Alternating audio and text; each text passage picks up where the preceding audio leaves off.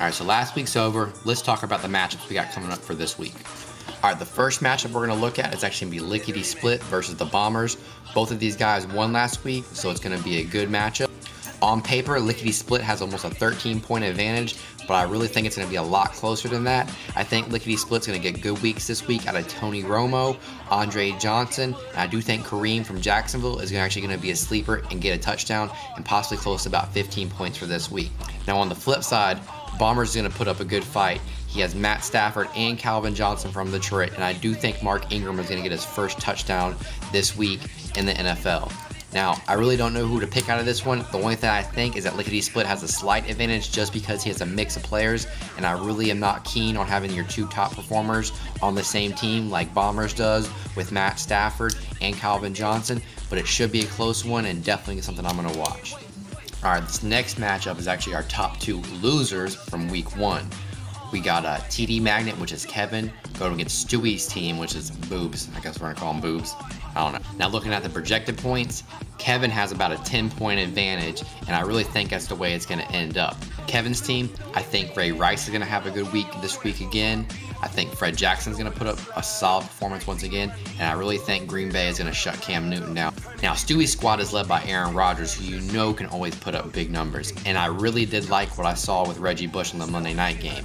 But Stewie's downfall this week is he had Steven Jackson, who's injured most likely from the Monday night game, and that's really going to hurt him, and I think overall going to cost him his second loss to start off the season 0-2 after he drafted a pretty sound team.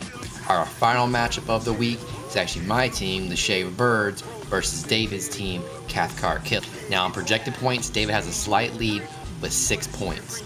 I think it's to be a close matchup, and honestly, I think my team's always projected low. I don't know why. My squad is so damn good. Sorry. I'm just saying.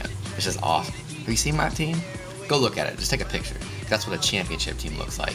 Hey! Now last week, the top scorer on my team was Wes Welker, while the top scorer on David's team was Tom Brady. So it's tit for tat on those guys this week. Now when it comes to the Shaved Birds, I think Larry Fitzgerald's going to put up big numbers against Washington, and I also expect a really big day from Felix Jones playing against the 49ers.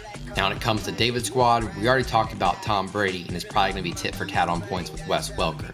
But other than that, the guys to watch out for are definitely Mike Wallace and Rashad Mendenhall from the Pittsburgh Steelers. They go against the Seahawks this week after coming back from a humiliating loss last week against the Ravens, and I expect them to put up huge numbers.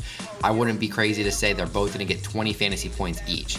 But really, I think what's going to make this matchup is if Ahmad Bradshaw puts up big numbers against the Rams on Monday Night Football. If he has a big game from him also, David should win this one. All right, Champions League, that's going to wrap it up for week 2. Make sure you go ahead and vote for all the matchups. I want to know who you guys think is going to win. And on a final note, whichever team each week scores the most points, they're going to be rewarded 5 extra waiver dollars. So look for that to come through every Tuesday morning. Hey, also, if you guys got any ideas for something I can put in these videos, let me know. I'm always down for input and mixing it up. Try to put a little humor in it this week. I hope you guys enjoyed it. I'm out, guys. See y'all next week. Peace. Baby need some shoes. They want that car to fold. Look at the coming zone.